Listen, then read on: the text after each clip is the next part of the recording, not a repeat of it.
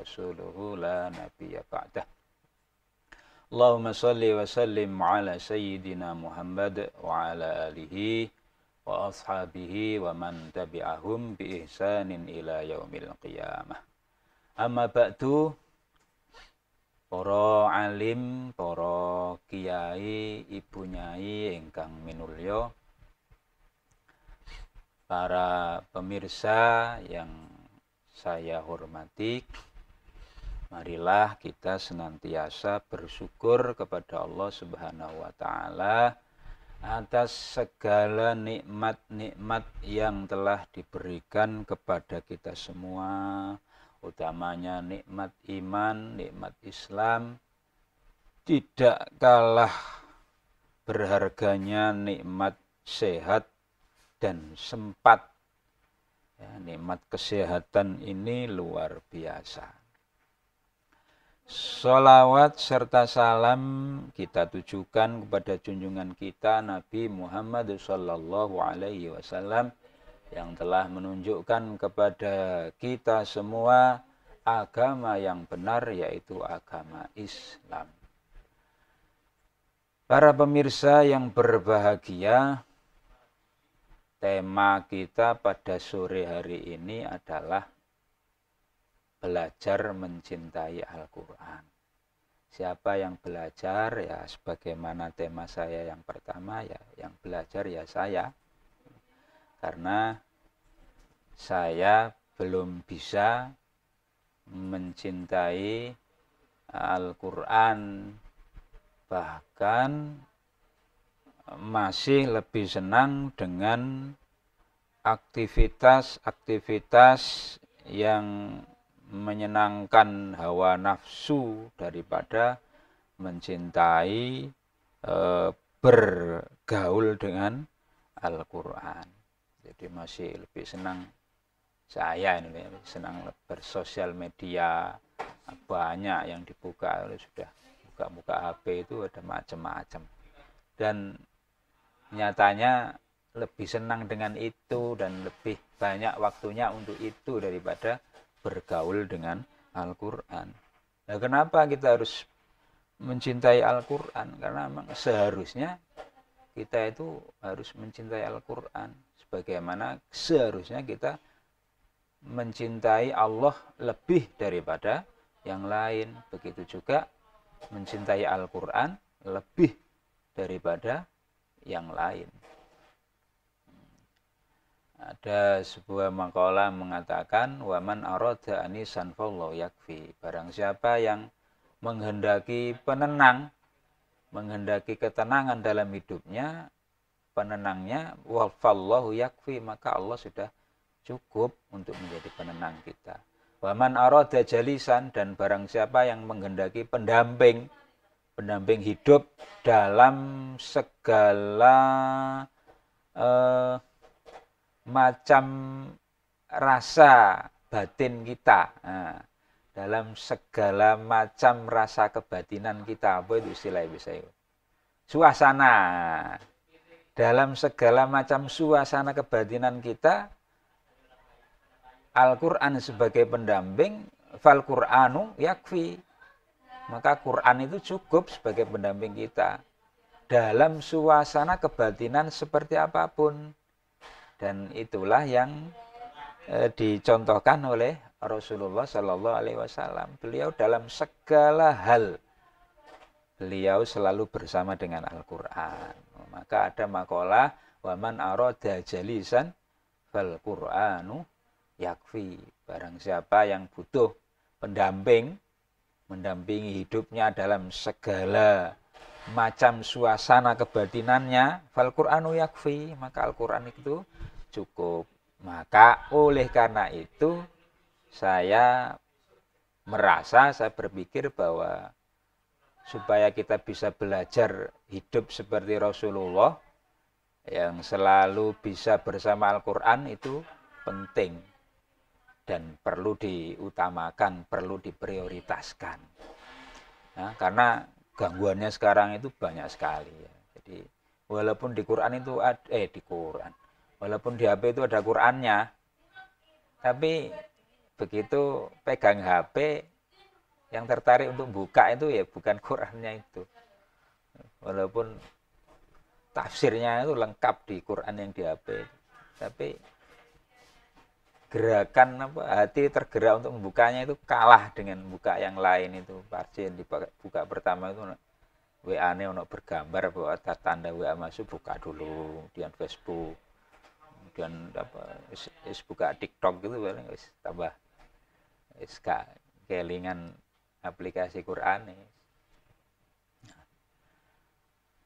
Para pemirsa yang saya hormati, kita kembali kepada Al-Quran. Mengapa kita sangat perlu untuk belajar mencintai Al-Quran? Saudara, Al-Quran itu adalah kata-katanya Allah, firman-Nya Allah, kalimat-kalimatnya Allah. Allah zat yang maha mulia. Kemudian Allah menurunkannya melalui malaikat yang paling mulia. Innahu laqaulu rasulin karim. Sungguhnya Al-Quran adalah ucapan ya, yang dibawa oleh utusan yang mulia. Ya. Karena ucapan dari zat yang maha mulia dibawa oleh utusan yang paling mulia, malaikat yang paling mulia. Dzi quwwatin 'inda dzil 'arsy makin muta'in tsamma amin. Malaikat yang ditaati dan yang dapat dipercaya. Kemudian diturunkan kepada siapa? Kepada Nabi Muhammad Rasulullah sallallahu alaihi wasallam, manusia yang paling mulia. Diturunkan di mana? Di tempat yang paling mulia. Kapan turunnya? Pada waktu yang paling mulia, yaitu di bulan Ramadan, sebagaimana yang sering kita dengar, mungkin kita juga sudah hafal ayatnya, Syahrul Ramadan alladzi unzila fihil Qur'an, al-ayat. Saudara sekalian yang saya hormati, nah itulah Al-Quran ya. Kalimat-kalimat dari zat yang maha mulia, dibawa oleh malaikat yang paling mulia, turun kepada manusia yang paling mulia, di tempat yang paling mulia, di waktu yang paling mulia, diturunkan kepada siapa? A'udzubillahi minasyaitonirrajim. Ya ayyuhan nasu qad ja'atkum mau'izatum mir rabbikum. Ya ayyuhan nasu, wahai manusia, tanpa terkecuali semua manusia. Qad ja'atkum mau'izatum mir rabbikum. Benar-benar telah datang kepadamu mau'izah dari Tuhanmu. Nah, jadi Al-Quran itu diturunkan kepada semua manusia. Jadi menurut saya harus mempunyai perasaan bahwa Quran itu turun kepada saya. Quran itu turun untuk saya. Rasulullah itu utusan untuk menyampaikan. Nah, bagi saudara, Quran itu turun untuk saudara. Quran itu turun kepada saudara, turun bagi saudara, untuk saudara. Nah, saudara sekalian yang saya hormati, nah, semua pergaulan kita dengan Al-Quran, ya, pergaulan kita dengan Al-Quran, mulai membawanya, melihat tulisannya, melihat mushafnya, membacanya, menghafalnya, memahaminya, mentadaburinya atau merefleksinya, mengamalkan isinya, semuanya berpahala dan berpotensi merasakan nikmat di dunia dan insya Allah di akhirat. Semua perilaku kita terhadap Al-Quran itu berpahala dan berpotensi mendapatkan nikmat yang besar. Ya, artinya nikmat ya enak gitu loh, enak, tenang, keenakan hidup, kenikmatan hidup, kebahagiaan hidup gitu ya. Sangat berpotensi untuk mendapatkan kebahagiaan, baik tidak nunggu nanti di akhirat. Di dunia ini pun kita sudah bisa merasakannya. Itu dari semua perilaku kita terhadap Al-Quran. Mulai dari membawanya itu juga berpahala. Melihat tulisannya itu juga berpahala. Ya. yang dulu sering sekali almarhum Yai Said Rosi menceritakan ada 5 hal yang melihatnya saja mendapat pahala. Biasanya beliau sampaikan di acara-acara pernikahan yang intinya fokusnya itu dari kelima itu adalah melihat suami dan istri itu berpahala hanya dengan memandangnya saja itu.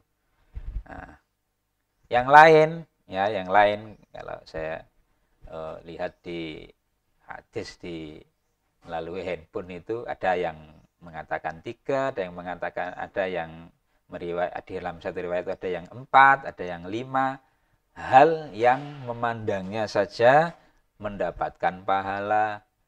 Nah, kalau yang di riwayat 3 itu 1 yaitu memandang kedua orang tua.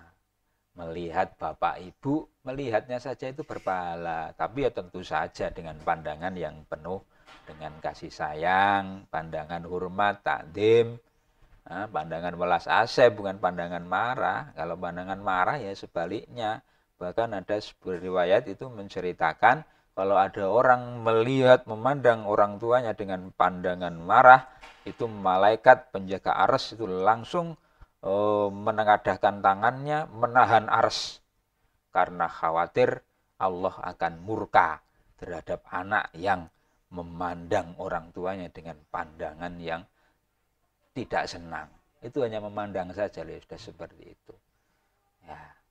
Nah, lanjut ya, karena itu bukan fokus kita. Yang kedua yaitu memandang lautan. Itu juga mendapatkan pahala. Yang ketiga adalah memandang mushaf. Jadi saudara sekalian yang saya hormati, memandang mushaf itu sudah mendapatkan pahala. Tetapi ya jangan dilihat saja, dilihat tutup lagi taruh, dilihat tutup lagi taruh. Ya tentu saja ya sambil dibaca. Tetapi fokusnya adalah memandang saja sudah mendapatkan pahala. Maka kadang-kadang orang yang hafal dengan yang tidak hafal itu, ya bagi yang tidak hafal ya pahalanya malah 2. Satu pahala membaca, yang satu pahala memandang. Kalau yang hafal kan tidak. Itu kira-kira ya padha karo apa pedhok bojone gadek nyawang ngono sing ngapal iku, sing ngapal Quran ngono. Jadi ya lebih nikmat dengan memandangnya tuh ya. Nah, jadi memandangnya dapat pahala, membacanya juga dapat pahala. Nah, itu dari memandang tulisannya saja mendapatkan pahala. Membacanya apalagi. Innalladzina yatluna kitaballahi wa aqamus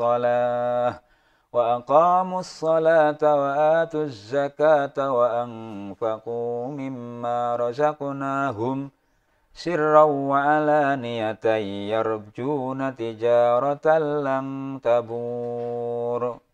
Nah, membacanya saja membaca Al-Quran itu mendapat pahala. Orang yang lancar membaca Al-Quran itu bersama barisan malaikat. Ada yang memaknai bersama dengan barisan para rasul. Tapi orang yang membaca Quran yang tidak mahir, yang gradul, kalau di desa saya dulu ada orang baca Quran itu cuman dulu ya. Jenenge wis kadung angel itu yo ditawemakno bolak-balik yo pancet. Maca itu alif lam mim dan kintal buk gitu. Itu didandani ya bolak-balik ngono kuwi. Loh, yang seperti itulah yang mudah-mudahan yang menurut Rasulullah itu yang lahu ajroni, yang dapat 2 pahala. Pahala apa? 1 pahala membaca, 2 pahala apa? Pahala susah payah dia membaca Quran itu ya berpahala. Mudah-mudahan itu yang termasuk dapat pahala 2 yang membaca seperti itu. Jadi ya misalnya ada yang membaca masih gradul gitu ya, orangnya kok akas ikut tadarusan di musola ya, kalau menurut saya diperbolehkan saja dan menegurnya jangan terlalu banyak. Misalnya salah 3 ya tegur 2 cukup. Nanti kalau tegur semua ya enggak. Nah yang membaca seperti itu ya harus merasa jangan banyak-banyak. 1, 2, 3 ayat cukup. Paling banyak 1 lembar itu biar gantian gitu ya. Itu dari membacanya. Dan kalau saudara sekalian yang saya hormati, kalau kita melihat para ulama-ulama kita, orang-orang salafus saleh kita dalam membaca Al-Quran itu luar biasa. Apalagi di bulan Ramadan. Imam Syafi'i kalau di luar bulan Ramadan itu tiap hari khatam Quran. Ya Allah, itu ya sak jawe-jawe kita itu satu hari satu juz lah. Kalaupun kita tidak bisa membandingi Imam Syafi'i, ya mosok 1:30 saja masih tidak. Kadang itu nyatanya ya tidak mampu kita ya, satu hari satu juz itu. Nah kalau bulan puasa apalagi 2 kali khatam setiap hari. Itu yang di luar sholat. Yang di luar sholat. Jadi sholatnya ada lagi sendiri. Imam Sufyan As-Tsauri kalau masuk bulan Ramadan, ibadah-ibadahnya yang lain yang sunnah itu ditinggal. Diganti dengan membaca Al-Quran. Wa it'amut ta'am, dan memberi makan. Ya, memberi berbuka puasa. Imam Qatadah di luar bulan Ramadan ngajinya 1 minggu pasti khatam. Dan ulama-ulama salafus saleh itu rajin membaca Al-Quran itu tidak semuanya hafal. Ya, ada yang hafal, ada yang tidak. Tetapi tetap membaca Al-Qurannya itu volumenya itu besar. Ya. Imam Qatadah kalau di luar bulan Ramadan 7 hari khatam. Kalau bulan Ramadan 3 hari sekali khatam. Nah kalau sudah masuk 10 hari terakhir, setiap hari beliau khatam Al-Quran. Itu Imam Qatadah. Membacanya mendapatkan pahala. Dan kalau keutamaannya itu, waduh, sudah di mana-mana banyak cerita. Saya membaca cerita ini dari buku kecil yang sudah terjemahan bahasa Indonesia. Sudah lama sekali ini, sampai hampir lupa. Jadi ingat-ingat ingin menyampaikan apa ya, biar ada selingannya cerita-cerita itu. Anaknya itu mempunyai, jadi karena cerita ini sudah saya baca lama, agak lupa, jadi kalau tidak tepat-tepat betul ya mudah-mudahan dimaafkan oleh Allah dan dimaafkan. Tapi intinya ingin menceritakan tentang keistimewaan yang diberikan oleh Allah pada orang-orang yang membaca Al-Quran. Anaknya itu mempunyai kelainan jantung. Dan ya sudah pastilah dokter itu memvonis tidak lama. Ibunya itu tidak putus asa. Selalu mendampingi anaknya. Jadi jekene itu gak duwe rasa putus asa gitu loh. Harapannya kepada Allah itu sepertinya itu besar sekali. Jadi tidak resah gelisah, dia tidak. Beliau baca Quran, dia baca Quran gitu. Dan alhamdulillah itu anaknya itu sembuh. Ya wallahu a'lam, mungkin karena kalau semacam itu kan kalau diteliti mungkin ya tidak bisa ya. Bagaimana? Yang jelas ya namanya sebagaimana Allah dawuh dalam sebuah hadis, ana inda dauni abdi bi. Kalau kita anggap wah ini adalah kemukjizatan Allah yang diberikan melalui Al-Quran, orang yang rajin baca Al-Quran. Nah, kalau di desa saya ada kultum kuliah subuh itu juga beliau cerita tentang orang yang baca Yasin ya, Yasin.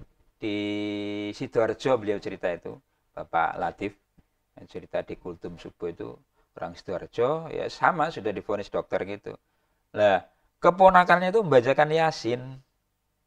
Nah, membacakan Yasin. Lah itu di tengah komanya itu bapak itu akhirnya sembuh. Terus tanya, siapa yang bacakan Yasin? Saya Pak gitu. Saya Pak atau Pak D gitu. Nah, ketika kamu baca Yasin itu, saya sebelumnya itu sudah seperti tertimpa robohan rumah besar yang roboh itu menimpa saya. Dan ketika kamu baca Yasin ayat demi ayat itu, puing-puing bangunan yang roboh mengenai saya itu satu demi satu terbang. Dan akhirnya semuanya bersih. Dan akhirnya saya bisa berdiri.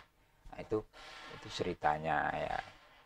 Ya Allah alam, sahibul kisahnya masih ada, mungkin bisa di cross check ya, dan ada banyaklah cerita yang seperti itu.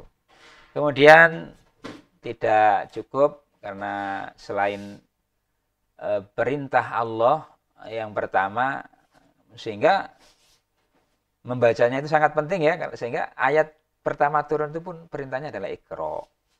Jadi Quran adalah sesuatu yang dibaca itu Iqra, maka perintahnya adalah, maka tidak menjadi tidak sama sekali berfaedah kalau tidak kita baca.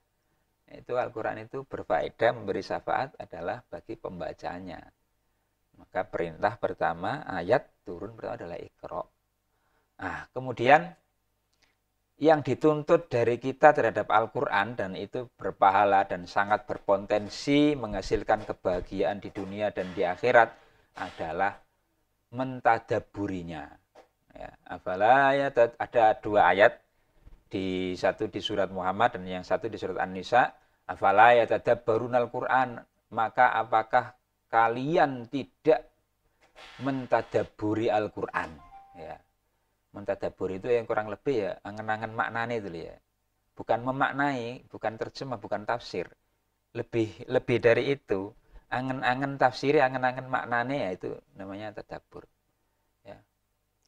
Dan Al-Quran itu memang kitabun anzalnahu ilaika mubarakun liyadabbaru ayati, supaya ditadaburi ayat-ayatnya. Jadi setelah mengetahui artinya, kemudian mentadaburi. Dan inilah yang menghasilkan tujuan diturunkannya Al-Quran, yaitu untuk apa? Satu, tujuan adalah untuk mengenal Allah. Ya. Dua, Al-Quran itu adalah untuk bagaimana kita hidup ini, maka Al-Quran itulah yang menunjukkan kepada kita. Yang ketiga, bagaimana supaya kita semakin dekat dengan Allah, itu Al-Quran. Maka ya, dengan mentadaburinya lah maka kita mendapatkan manfaat-manfaat itu. Contoh mentadaburinya adalah ketika kita membaca satu ayat, ya ayyuhalladzina amanu innamal khamru wal maisiru. Ya wahai orang-orang yang beriman, ya, yang tidak iman tidak hai. Sesungguhnya khamr, wal maisiru dan judi, wal azlam, rijsum min amali syaiton. Azlam itu agak lupa artinya, nanti daripada salah dilewati saja. Nah, fokus kita saya berikan contoh pada khamr. Rijsum min amali syaitan, kotor dari perbuatan syaitan. Fajtanibu, maka jauhi. Jadi angan-angan Al-Quran itu bacaan harus banyak. Rasulullah itu pernah mentadaburi satu ayat itu qiyamul lail sampai subuh itu hanya satu ayat. In tu'adzibhum fa innahum ibaduk wa in taghfir lahum fa innaka antal azizul hakim. Hanya mentadaburi satu ayat itu mulai qiyamul lail sampai subuh satu ayat. Maka tidak harus banyak. Jadi bagaimana ya saya Quran sebanyak itu harus paham semua itu? Mungkin jalannya tidak seperti itu. Jalannya adalah apa kebutuhan kita dan kita. Jadi ya itu namanya bergaul dengan Al-Quran. Jalisan, mendampingi hidup kita apapun. Suasana hidup kita, keadaan hidup kita lihat Quran dari satu ayat, kita pahami artinya, kemudian kita tadabburi. Saya kembali kepada contoh mentadabburi. Innamal khamru, khamr diharamkan oleh Allah, kita disuruh jauhi. Kita mentadabburinya, ya Allah. Ya, khamr sudah terbukti merusak kesehatan, merusak paru-paru, merusak seluruh anggota badan manusia, dan yang paling parah bagaimana yang sering disampaikan dalam ngajinya Pak Yai Ghafur itu merusak tempatnya otak, jadi otaknya rusak, jadi udah sulit untuk normal lagi. Nah, kemudian dokter juga mengatakan kalau ingin hidup sehat dan aman maka tinggalkan minuman keras secara total. Dokter pun sudah mengatakan seperti itu, tapi dulu sudah jauh sekali Allah sudah memberitakan pada kita jauhi. Sehingga kita menemukan apa? Ada hikmahnya. Sehingga kita terima kasih kita kepada Allah sangat luar biasa. Kita merasakan betapa besarnya sayangnya Allah kepada kita. Hal yang merusak sudah dilarang oleh Allah. Nah, Allah melarangnya supaya kita ini tidak rusak, supaya kita ini bisa merasakan, mendapatkan kebahagiaan di dunia dan di akhirat. Contoh lagi, kul huwallahu ahad. Kita baca satu ayat, kita baca artinya, kita baca tafsirnya, kemudian kita tadabbur, angen-angen maknane. makanya dadi tombo ati. Maca Quran angen-angen sama nane. Itu yang mungkin kurang lebih yang dimaksud adalah tadabbur ya. Qul huwallahu ahad, katakanlah dialah Allah yang esa, satu. Jadi Allah satu. Sehingga kemudian kita mendapatkan hikmah bahwa segala yang terjadi di dunia ini adalah ahad, Allah. Ya, apapun yang menimpa hidup kita itu adalah Allah. Ya. Nah, itu hikmah yang kita dapatkan ketika mentadabburi ayat. Jadi Rasulullah ketika mentadabburi ayat, mulai dari qiyamul lail sampai subuh, in tu'adzibhum fa innahum ibaduk wa in taghfir lahum fa innaka antal azizul hakim. Satu asalnya hikmahnya adalah beliau mendoakan umatnya supaya tidak mendapatkan siksa dari Allah Subhanahu wa taala. Nah, saudara sekalian yang saya hormati, saya kira itu yang dapat saya sampaikan. Terima kasih atas perhatiannya, dan apabila ada kesalahan yang mudah-mudahan diampuni oleh Allah Subhanahu wa taala, dan saya mohon maaf yang sebesar-besarnya. Billahi taufiq wal hidayah wa ridha wal inayah. Wassalamualaikum warahmatullahi wabarakatuh. Sampun.